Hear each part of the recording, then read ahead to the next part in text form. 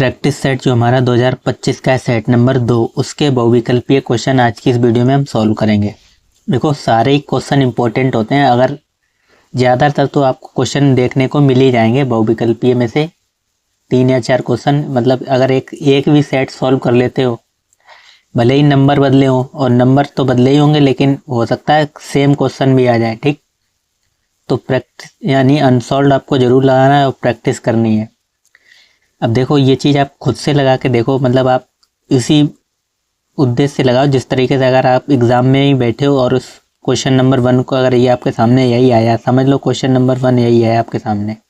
ठीक, तो देखो आप पहले आप इसको सॉल्व कर पा रहे हो या नहीं, इससे आपकी तैयारी को पता लगेगा आप हाँ कितना तैयार हो एग्ज़ाम के लिए। ठीक, और अपना स्कोर देखो, पहले बहुविकल्पीय प्रश्न आप खुद से सॉल्व करके देखो कि हम 20 तक सारे क्वेश्चन सॉल्व कर पा रहे हैं या नहीं, फिर आप अपने मिला भी सकते हो। बाकी हम प्रैक्टिस शॉर्ट बाकी हम सॉल्व भी कराएंगे। ठीक, तो देखो पहला क्वेश्चन हमसे कह रहा था, तो इसको आप पहले खुद से लगा के देखना। ठीक, कि आप लगा पा रहे हो या नहीं, और हम बाकी हम आपको बताएंगे। अब पहले में हमसे क्या कह रहा था, ट्रिग्नोमेट्री का क्वेश्चन है। कह रहा है cosec A minus cot A, और इधर है 1 प्लस कॉस ए। कह रहा है इसका मान क्या होगा। ठीक, तो बेसिक आइडेंटिटी, बेसिक फॉर्मूले आपको मालूम होना चाहिए त्रिकोणमिति वाले। देखो क्या करेंगे, हमसे दे रखा था cosec A minus cot A. ठीक, और ये दे रखा था 1 प्लस कॉस ए। कह रहा इस चीज का मान किसके बराबर होगा। 4 ऑप्शन हमें दे रखे थे। अब आपको ये सारे फॉर्मूले मालूम है कि कॉसिक ए बराबर होता है 1/sin ए के। आप बोलेंगे बिल्कुल मालूम है सर। कॉट ए का मान क्या होता है, यानी इसका वो वाला फॉर्मूला क्या होता है इस फॉर्म में, कॉस ए बट्टे साइन ए। ठीक, और इसको आप फिलहाल में वैसा ही रहने दो, 1 प्लस कॉस ए, इसको भी ब्रैकेट में बंद करो। ठीक, साइन ए, जब नीचे वाले सेम हो जाते हैं, मगर जब नीचे हर सेम हो तो ऊपर वैसा ही कट जाता है, मालूम होगा आपको। 1 माइनस कॉस ए और साइन ए। ठीक, और इधर क्या है 1 प्लस कॉस ए। अब एक फॉर्मूला आपने पढ़ा होगा, क्योंकि ये ब्रैकेट लगा है, ये दोनों मल्टीपल में है, मल्टीप्लाई में है। एक फॉर्मूला आपने पढ़ा होगा a माइनस बी और a प्लस वी, सभी ने पढ़ा होगा। a plus B a minus V बराबर होता है a का वर्ग माइनस v का वर्ग। ठीक, यहाँ पे a की जगह 1 है और यहाँ पे b की जगह cos a है, तो इसको हम क्या लिख सकते हैं, ऊपर वाले को 1 का square minus cos square a। ठीक, और नीचे तो वैसे का वैसा ही साइन ए। ठीक, और 1 का स्क्वायर 1 ही होता है, तो ये क्या हो जाएगा 1 माइनस कॉस स्क्वायर ए और साइन ए। ठीक, और 1 माइनस कॉस स्क्वायर ए आपको मालूम हो किसके बराबर होता है, साइन स्क्वायर ए के, और बट्टे में साइन ए। ठीक, ऊपर साइन स्क्वायर ए का मतलब ऊपर 2 साइन है और नीचे 1 साइन है, तो 1 साइन से 1 साइन खत्म हो जाएगा, सिर्फ साइन ए बचेगा। ठीक, तो जो हमारा उत्तर होगा वो साइन ए होगा। देख लो कोई ऑप्शन दे रखा है साइन ए। ऑप्शन नंबर आप बोलोगे सर डी वाला सही हो जाएगा, डी हमें दे रखा था। ठीक, अब इसमें 1 माइनस कॉस स्क्वायर ए, यहाँ पे जिसको नहीं समझ में आया वो उसको ये चीज़ मालूम होनी चाहिए कि साइन स्क्वायर ए प्लस कॉस स्क्वायर ए बराबर होता है 1। ये आइडेंटिटी आपको याद होनी चाहिए, और इसी की सहायता से हम अगर कॉस को उधर भेज दें तो साइन स्क्वायर ए क्या हो जाएगा 1 माइनस कॉस स्क्वायर ए। ठीक, इसकी मदद से, इस फॉर्मूले की मदद से हमने ये चीज़ लिखी है 1 माइनस कॉस स्क्वायर ए की जगह साइन स्क्वायर ए। ठीक, और यहाँ पे 2 साइन थे, नीचे 1 साइन काट दिया, साइन ए आ गया। इतना करना था। ठीक, दूसरे क्वेश्चन पे आ जाओ। कह रहा है किसी पासे को एक बार फेंका जाता है। ठीक, तो एक विषम संख्या के आने की प्रायिकता क्या होगी, तो एक विषम संख्या आने की प्रायिकता। ठीक, अच्छा, ये भी आपको मालूम होगा पासे में कितने अंक होते हैं, 1 से लेके 6 अंक, जैसे 1 2 3 4 5 6, ठीक, सभी को मालूम है। अच्छा, इसमें विषम अंक कितने हैं, 1 2 और 3। विषम कौन सी संख्या है, जो 2 से डिवाइड ना हो वो विषम संख्या कहलाती हैं, ठीक। और सम देखोगे तो ये वाली हैं, 2 4 6। लेकिन हमसे क्या सम पूछ रहा था, नहीं, हमसे कह रहा था एक विषम संख्या होने की प्रायिकता क्या है। तो है कितनी विषम संख्या, 1 2 3। तो ऊपर लिखेंगे एक विषम संख्या होने की प्रायिकता और नीचे लिखेंगे 6, ठीक। अगर हमसे ये पूछा अगर ये पूछता विषम संख्या होने की प्रायिकता, यानी ऊपर विषम संख्या कितनी आ सकती हैं, सॉरी 1 3 और 5।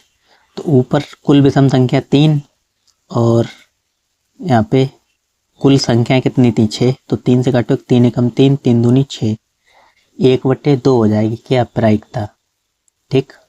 और 1/2 कहीं दे रखा था, आप बोलोगे सर ऑप्शन नंबर बी में दे रखा था 1/2, ठीक। नेक्स्ट आओगे तीसरे क्वेश्चन पे। देखो ये दोनों क्वेश्चन तो आने ही है, चाहे वो 1 मार्क्स में पूछे या आपको 2 मार्क्स में पूछे, ठीक, या लॉन्ग में पूछे। तो कह रहे हैं निम्नलिखित बारंबारता अपंटन का माध्यक वर्ग होगा। ये वर्ग अंतराल दे रखा है और ये बारंबारता दे रखी है। तो माध्यक वर्ग निकालने के लिए इसकी संचयी बारंबारता निकालते हैं, ठीक। तो हम इसको एक बार लिख लेते हैं और फिर आपको समझाते हैं। तो ये हमें दे रखी थी, इधर वर्ग अंतराल दे रखा था, ठीक, और ये दे रखी थी बारंबारता इस साइड।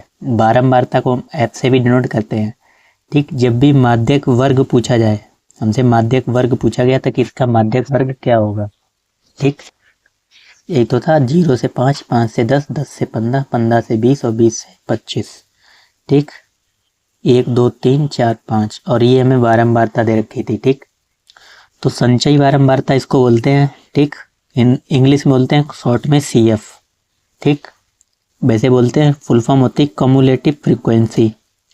अब इससे पहले कोई बारंबारता है, 3 से पहले नहीं है, तो इसमें 0 जोड़ो, तो 0 जोड़ोगे आप बोलोगे सर 3 आएगा, ठीक। फिर इस वाले में ये वाली बारंबारता जोड़ो, यानी ऐसी तिरछी जोड़नी होती, तो 3 और 2 5 और लिखना इस ऐसे ही सामने सामने है। फिर इस वाले में ये जोड़ो, 5 और 5 10, फिर 10 और 4 14, फिर 14 वो 10 और 4 14, फिर 14 और 1 15, ठीक। और जो लास्ट में आता है इसको हम n बोलते हैं, ठीक, यानी कुल संचयी बारंबारता, ठीक। और इसी का हमें आधा करना होता है। तो 15 का जब आधा करोगे यानी n/2 निकालना होता है, तो n हमारे पास 15, इसका आधा करो, 14 का आधा 7 और 7.5 आ जाएगा। अच्छा, अब यहाँ से यहाँ तक देखो 7.5 कहाँ पे आएगा, अब बोलोगे सर इसके अंतर्गत आएगा 7.5। तो इसी के ठीक सामने वाला ये वर्ग जो देखोगे वर्ग अंतराल, वही हमारा क्या कहलाएगा, माध्यक वर्ग कहलाएगा। ये क्या कहलाएगा, माध्यक वर्ग, माध्यक वर्ग, ठीक। हमें टोटल संचयी बारंबारता निकालनी, फिर जो सबसे ज़्यादा नीचे आएगा लास्ट में जोड़, उसका हम आधा करेंगे, फिर इसमें देखेंगे जो इसके सामने वर्ग होगा वही माध्यक वर्ग कहलाएगा। तो 10 और 15, तो सी वाला ऑप्शन सही हो जाएगा, 10 और 15, ठीक। बहुलक वर्ग तो बहुत सरल होता है। करें निम्नलिखित सारणी का बहुलक वर्ग क्या होगा। इसमें देखो बारंबारता सबसे अधिक किसकी है, किस वर्ग अंतराल की बारंबारता सबसे अधिक है, 0 से 7 तक है या 7 से 14 तक। आप बोलोगे सर 14 यानी 7 से 14 तक की बारंबारता सबसे अधिक है, कितनी, 12। तो उसी के सामने वाला वर्ग अंतराल बहुलक वर्ग हो जाएगा, ठीक। इसमें डायरेक्ट कुछ डिटेल करने की जरूरत भी नहीं थी। तो 7 और 14 आप देखोगे डी वाला है सिर्फ, और कोई ऑप्शन ही नहीं दे रखा है, ठीक। 7 और 14 12वां, जो सबसे अधिक होगा अंक बारंबारता, उसी के सामने वाला वर्ग देख लेना वर्ग अंतराल, वही बहुलक वर्ग कहलाता है, ठीक। अब आ जाओ 5वें क्वेश्चन पे। कह रहा है एक बच्चे के पास एक ऐसा पासा है जिसके फलकों पर निम्नलिखित अक्षर अंकित हैं। उस एक पासा है जिसपे ये चीज अंक लिखे हुए हैं ABCDE और A, यानी A उस पे कितने बार है, 2 बार है A। ठीक, पासे पे पैसे कितने अंक होते हैं, 3 और 3 6, और इसमें भी 6 हैं, लेकिन इसमें ABCD लिखा हुआ है, लेकिन 2 बार उसमें A है। ठीक, कोई 2 फलकों पर A होंगे। तो कह रहा है यदि पासे को एक बार फेंका जाए तो A प्राप्त होने की प्रायिकता क्या होगी। तो एक पासे को जब एक बार फेंक सकते हो, यानी A पासा 2 बार आ सकता है। ठीक, तो A कितने बार है, 2 बार। तो कुल कितने अंक हैं, 6, तो 2/6 हो जाएगी इसकी प्रायिकता, 2/6। जब काटोगे 2 एकम 2, 2 3 6, तो ये हो जाएगी 1/3। ठीक, कुल A कितने थे वो ऊपर लिखते हैं। ठीक, जिसकी पूछी गई थी, और कुल अंक कितने थे, 6, तो हमने काटा 2 एकम 2, 2 3 6, 1/3 प्रायिकता हो जाएगी। बी वाला सही हो जाएगा, 1/3। ठीक, कह यदि कॉट थीटा बराबर 8/15 तो साइन थीटा का मान क्या होगा। ठीक, साइन थीटा का मान पूछा गया है।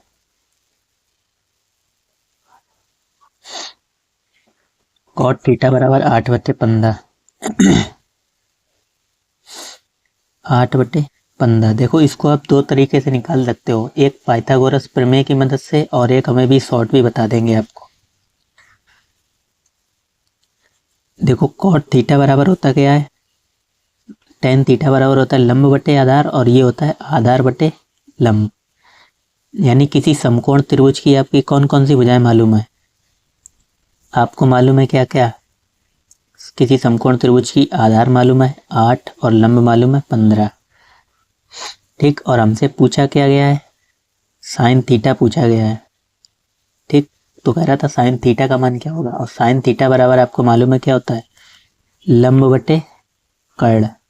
तो क्या यहाँ से आप कर्ण मालूम है, नहीं मालूम है, तो हम पहले कर्ण निकालेंगे, किससे, पाइथागोरस प्रमेय की मदद से।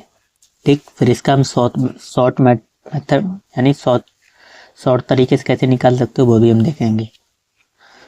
तो इसको अगर आप नाम दे तो दे सकते हो A B और C। ठीक, पाइथागोरस प्रमेय आपको मालूम ही होगी, AC का स्क्वायर बराबर AB का स्क्वायर प्लस BC का स्क्वायर। ठीक, AC तो हमें ज्ञाती करनी है, AB हमारे पास है 15 का स्क्वायर प्लस 8 का स्क्वायर। 15 का स्क्वायर 225 और 8 का स्क्वायर 64। ठीक, तो जोड़ो, 6 और 4 10, वो 4 और 5 9, 6 और 2 8, 279। इधर से स्क्वायर हटाएंगे रूट लग जाएगा, तो सिर्फ इधर AC बचेगा, और ये किसका वर्ग होता है, 17 का। ठीक, तो AC हमारी निकल आई 17। ठीक, तो हमसे पूछा गया था लंब बटे कर्ण, साइन थीटा बराबर लंब बटे कर्ण, कॉस थीटा बराबर आधार बटे कर्ण होता है, लेकिन हमसे साइन थीटा पूछा गया, तो लंब हमें दे ही रखा था 15, और कर्ण हमने निकाल लिया कितना, 17। तो 15/17। अब कोई ऑप्शन दे रखा है, आप बोलोगे हाँ बिल्कुल सर दे रखा है, C वाला दे रखा है 15/17।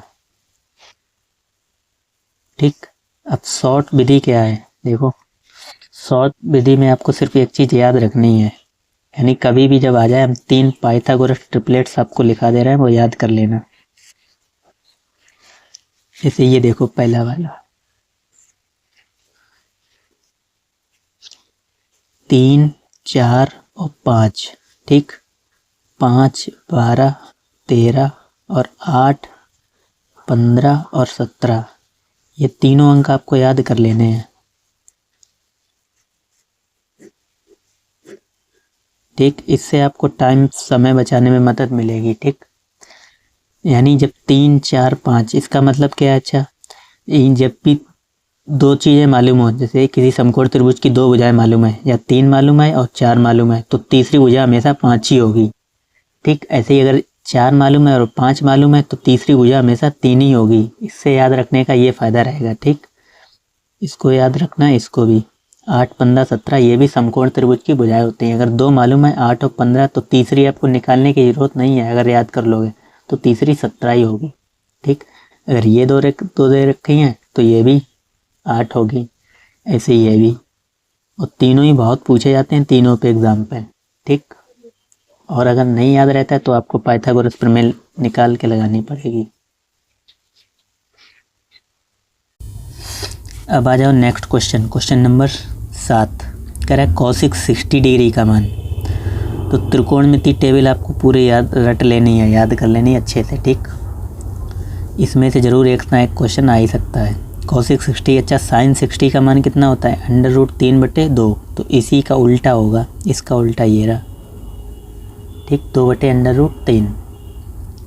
8वां देखो ऊपर दे रखा है कॉसिक स्क्वायर थीटा और नीचे सेक स्क्वायर थीटा। कह रहा है इसका मान क्या होगा? 4 ऑप्शन दे रखे हैं, ठीक।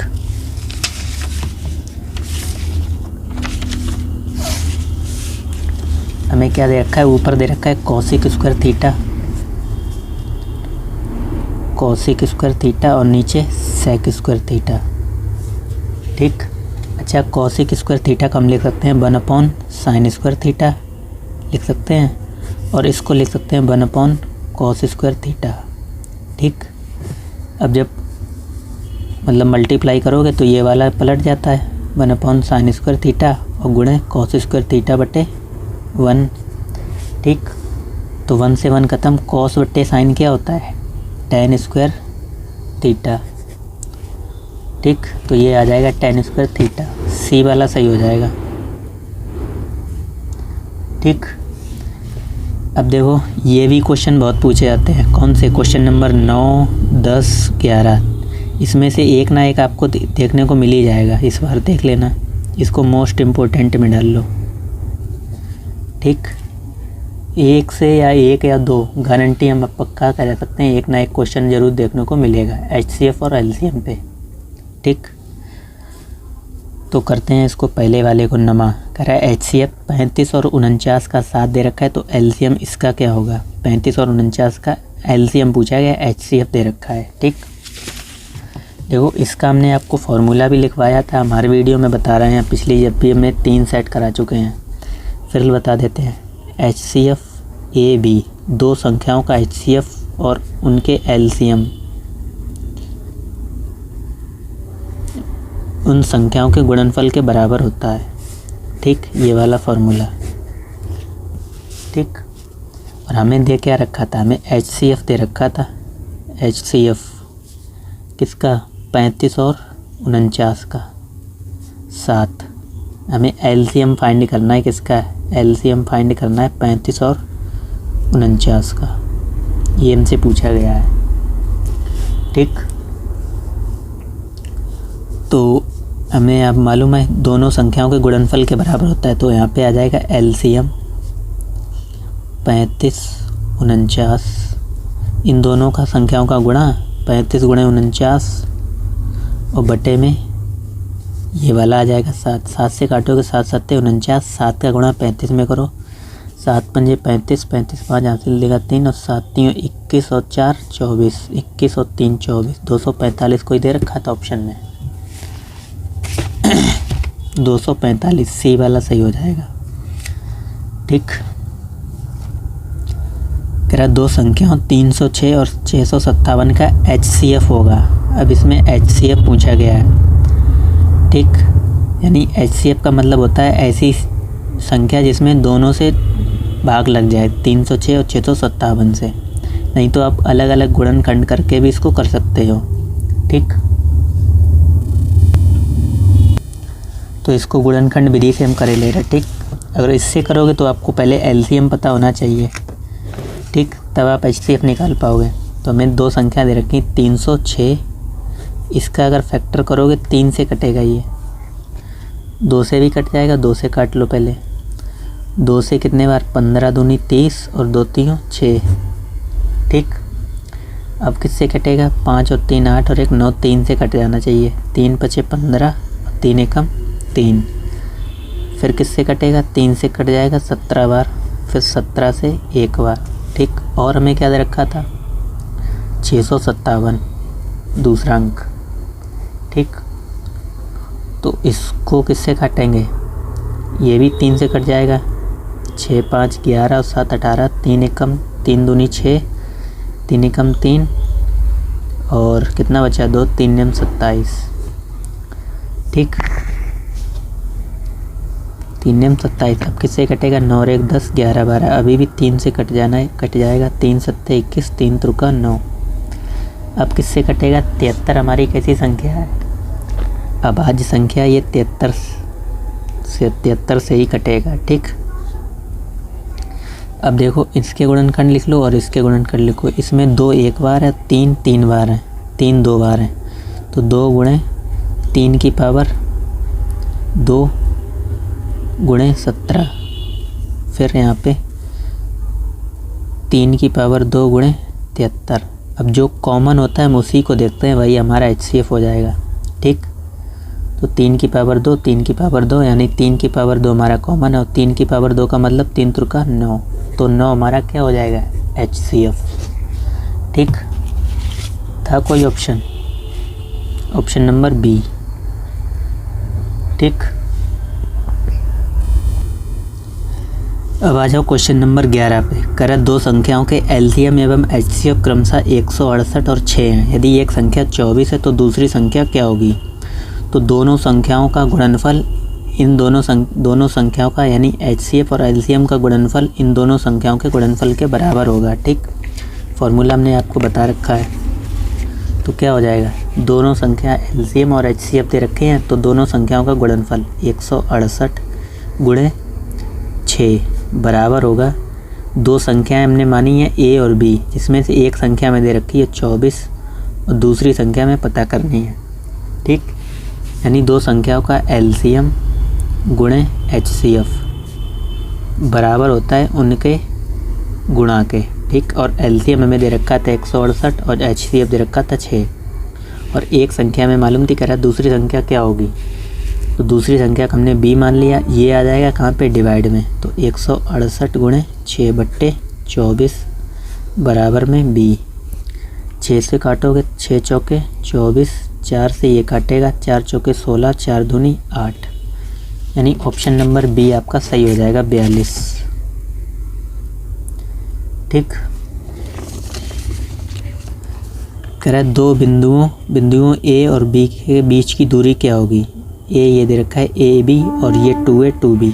ठीक, तो दो बिंदुओं के बीच की दूरी का फॉर्मूला क्या होता है, D बराबर अंडर रूट के अंदर x2 माइनस x1 का whole square plus y2 minus y1 का होल स्क्वायर। बेसिक फार्मूले हैं, सारे आपको याद होने चाहिए। ठीक, अच्छा बिंदु हमें क्या दे रखे थे, एक A दे रखा था, इसके निर्देशांक थे A, B, और एक बिंदु B दे रखा था, इसके निर्देशांक थे 2A, 2B। ठीक, इसको x1 मानो y1 और ये x2 y2 मान रख दो यहाँ पे। x2 माइनस x1 यानी x2 की जगह क्या लिखेंगे, 2A माइनस x1A का whole square plus y2 minus 1, 2B minus B का होल स्क्वायर। ठीक, अगर आप 2A में से एक A घटाओगे तो A बचेगा। ठीक, और इसका स्क्वायर करोगे तो स्क्वायर आ जाएगा। ठीक, प्लस 2B में से एक B घटाओगे तो B, और इसका स्क्वायर करोगे तो स्क्वायर आ जाएगा, यानी अंडर रूट के अंदर A का स्क्वायर प्लस B का स्क्वायर, ये आपका उत्तर हो जाएगा। तो A वाला सही हो जाएगा। ठीक, कह रहा 5 सेंटीमीटर त्रिज्या वाले एक वृत्त के बिंदु P पर स्पर्श रेखा PQ है। PQ केंद्र O से जाने वाली एक रेखा Q से इस प्रकार मिलती है कि PQ बराबर 12 सेंटीमीटर, तो OQ की लंबाई ज्ञात कीजिए। ठीक, क्वेश्चन कई बार पूछा गया है, इम्पोर्टेंट है एग्ज़ाम की दृष्टि से। ठीक, एक वृत्त है जिसका केंद्र O है, इस पर एक लंब यानी स्पर्श रेखा खींची गई PQ, यहाँ पे P है और यहाँ पे Q है, और एक यहाँ से खींची गई है।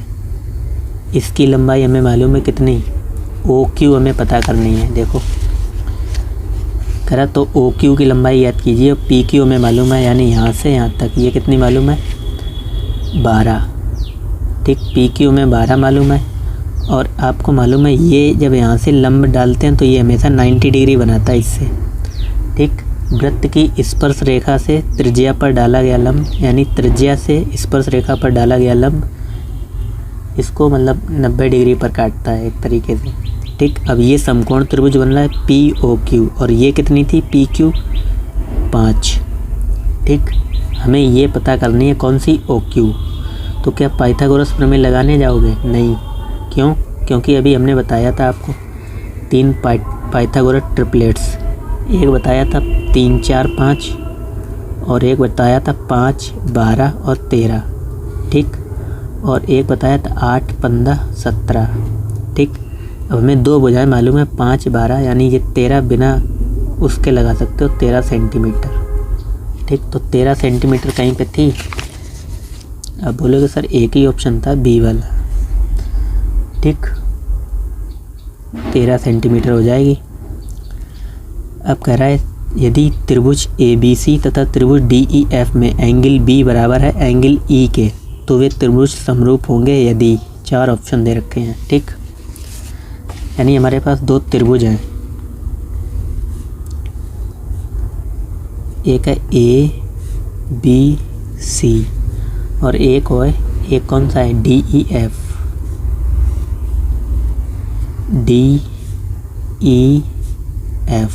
ठीक, कह रहा है ये एंगल B बराबर है किसके? एंगल E के।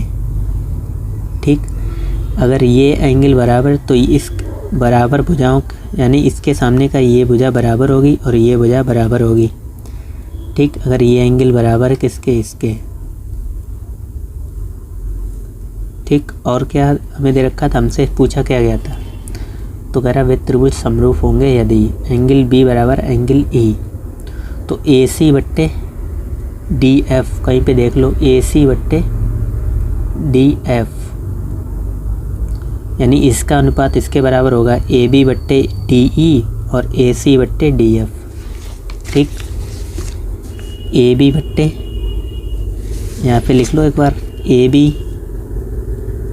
बट्टे DE, इसका अनुपात बराबर होगा किसके? AC बट्टे DF, AC बट्टे DF। ठीक, अगर त्रिभुज समरूप हैं तो देखो पहला है AB बट्टे DE, AB बट्टे DE और AC बट्टे DF। यहाँ पे AC नहीं है, यहाँ पे AC है, पहले वाला ऑप्शन सही हो जाएगा, AB बट्टे DE और AC बट्टे DF। ठीक, पहला ही तो है AB बट्टे DE और AC बट्टे DF, AB बट्टा DE AC बट्टे DF। ठीक, नेक्स्ट आ जाओ क्वेश्चन नंबर 15 पे। कह रहा 7 सेंटीमीटर त्रिज्या वाले एक वृत्त के त्रिज्यखंड का कोण 90 डिग्री है, तो त्रिज्यखंड का क्षेत्रफल क्या होगा? ये भी बहुत पूछा जाता है। 7 सेंटीमीटर त्रिज्या वाले एक वृत्त के त्रिज्यखंड का कोण, यानी त्रिज्यखंड पे एक ना एक क्वेश्चन आपको देखने को मिल जाएगा। ठीक, जैसे HCF और LCM इम्पोर्टेंट है वैसे ये भी इम्पोर्टेंट है। ठीक, 7 सेंटीमीटर त्रिज्या दे रखी है, हमसे त्रिज्यखंड का क्षेत्रफल पूछा गया है। ठीक, तो त्रिज्यखंड का क्षेत्रफल का फॉर्मूला आपको मालूम होना चाहिए, ये भी कभी कभी डायरेक्ट पूछ देता है। त्रिज्यखंड का क्षेत्रफल होता है पाई r स्क्वायर थीटा बटे 360। डायरेक्ट ऑप्शन में पूछ देता है, 4 ऑप्शन दे देगा, कहीं पे पाई a कर देगा, कहीं पाई 2 पाई r कर देगा, तो आप नहीं पहचान पाओगे। ये त्रिज्यखंड का क्षेत्रफल होता है, इसको याद रखना। ठीक, थीटा बटे 360 है ये, थीटा बटे 360 पाई r स्क्वायर। ठीक, हमसे देखो त्रिज्या दे रखी थी,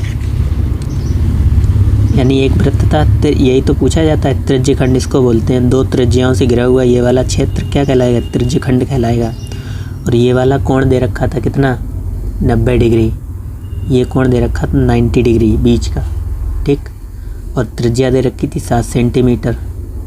ठीक, और ऑप्शन भी आपको देख के चलना है। देखो ऑप्शन कोई भी हमें पाई में नहीं दे रखा है, ऑप्शन कहीं पाई में दे रखा है? नहीं दे रखा है, तो हम पाई की वैल्यू इसमें रखेंगे। अगर पाई में दे रखा तो पाई की वैल्यू रखने की ज़रूरत नहीं थी। ठीक, तो इस वाले सूत्र में रख दो सारा कुछ। पाई की वैल्यू 22/7, r की जगह 7 का स्क्वायर 49। ठीक, r 7 दे रखी त्रिज्या और ऊपर दे रखा था 90/360।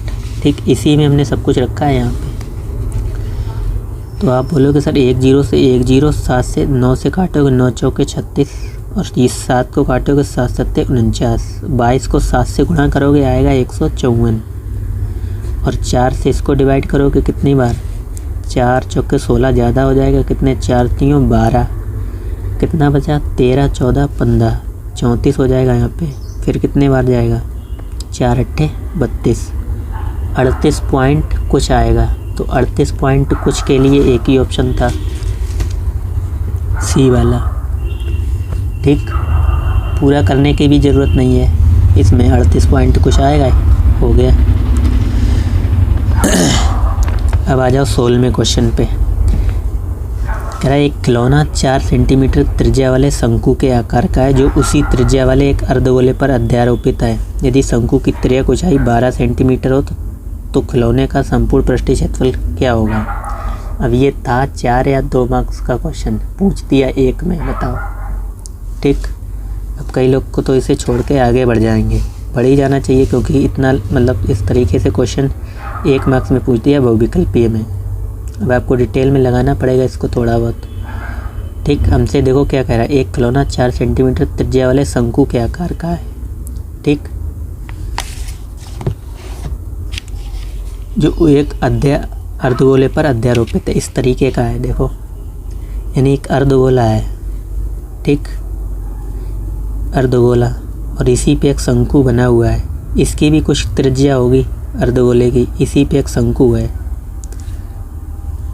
ठीक, वो कह रहा है इसकी त्रिज्या में दे रखी थी, एक खिलौने की त्रिज्या 4 सेंटीमीटर, यानी यहाँ से यहाँ तक ये दे रखी थी कितनी, 4 सेंटीमीटर, त्रिज्या R। ठीक, अगर ये इसकी 4 है तो ये भी तो 4 होगी, कि मतलब कटोरे की भी, अर्धगोले की भी त्रिज्या यही होगी, और शंकु की भी त्रिज्या यही होगी। ठीक, होगी, बिल्कुल होगी। और कह रहा शंकु की त्रिज्या ऊंचाई, कह रहा है हमें त्रिज्या ऊंचाई दे रखी है कितनी, 12 सेंटीमीटर। ठीक, तो हमसे कहिए, कह रहा था तो खिलौने का संपूर्ण पृष्ठीय क्षेत्रफल क्या होगा। संपूर्ण पृष्ठीय क्षेत्रफल के लिए आपको इसका पृष्ठीय क्षेत्रफल निकालना है, गोले का, अर्धगोले का पृष्ठीय क्षेत्रफल प्लस शंकु का पृष्ठीय क्षेत्रफल। ठीक, लिखेंगे गोले का पृष्ठीय क्षेत्रफल क्या होता है, 4 पाई, अर्धगोले का पृष्ठीय क्षेत्रफल होता है 2 पाई r², और इसका पृष्ठीय क्षेत्रफल होता है किसका, शंकु का, पाई r/l। ठीक, अब यहाँ से देखो कॉमन क्या क्या चीज़ है, पाई r और पाई r कॉमन ले लो बाहर। ठीक, बचेगा क्या यहाँ पे, 2r + l। ठीक, 2r + l। अब मान रख दो। अच्छा, आप देखो इसमें फ़ायदा ये है कि पाई का मान हमें नहीं रखना पड़ेगा, क्योंकि पाई की वैल्यू में आंसर पाई में ही दे रखा है। ठीक, ऑप्शन अगर आप देखोगे और पाई में दे रखे हैं सारे। ठीक, तो ऑप्शन को भी देख के चलना है आपको कि हाँ ऑप्शन में पाई में दे रखे हैं, तो हमें पाई का मान नहीं रखना है।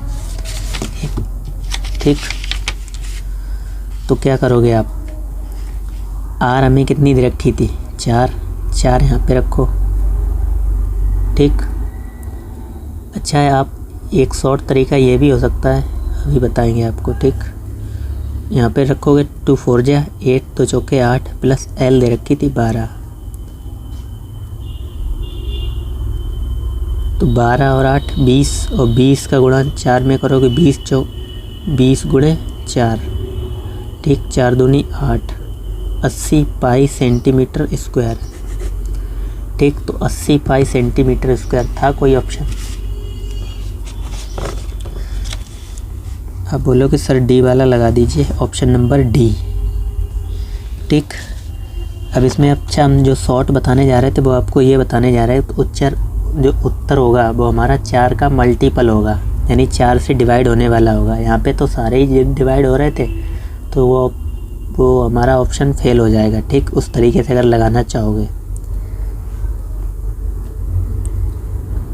ठीक, आगे बढ़ते हैं क्वेश्चन नंबर 17 पे। कह रहा द्विघात समीकरण x² + 7x + 12 के शून्यांक क्या होंगे, तो निकाल लो। ये तो आपने छोटी क्लासों में सीख रखा है, 8th क्लास में भी सिखाया जाता है ये चीज़ें तो। ठीक, हमें समीकरण क्या दे रखा था, द्विघात बहुपद दे रखा था x² प्लस 7x प्लस 12। ठीक, तो 12 के ऐसे गुणनखंड करो कि जोड़ने पर 7 आए और गुणा करने पर 12 आए। ठीक, तो 12 को अगर तोड़ोगे 2 छंग 12 और 2 3 दूनी 6, 2 3 6 और 3 एकम 3। ठीक, तो 3 चौके 12 हो जाएगा। ठीक, तो इसको लिख सकते हो x² plus 3x plus 4x और प्लस 12। यहाँ 2 2 के जोड़े बन जाओगे। यहाँ से क्या कॉमन है? यहाँ से कॉमन है क्या? x, तो x प्लस 3 हो जाएगा। यहाँ से कॉमन है 4, यहाँ पे हो जाएगा x प्लस 3। x प्लस 3 को एक बार रखो और x प्लस 4 को एक बार। जब इसको 0 के बराबर रखोगे तो x की वैल्यू क्या आएगी? -3। और जब इसको भी 0 के बराबर रखोगे तो एक आएगी -4। तो -3,4 देख लो कहाँ पे है। -3,4 यानी -4,3 दे रखा है। ए वाला सही हो जाएगा। ठीक, इसमें आ जाओ। करा रैखिक समीकरण युग्म x प्लस वाई बराबर 14 और x माइनस वाई बराबर 2 का हल होगा। देखो, इसको आप डायरेक्ट ऐसे ही कर सकते हो। कैसे?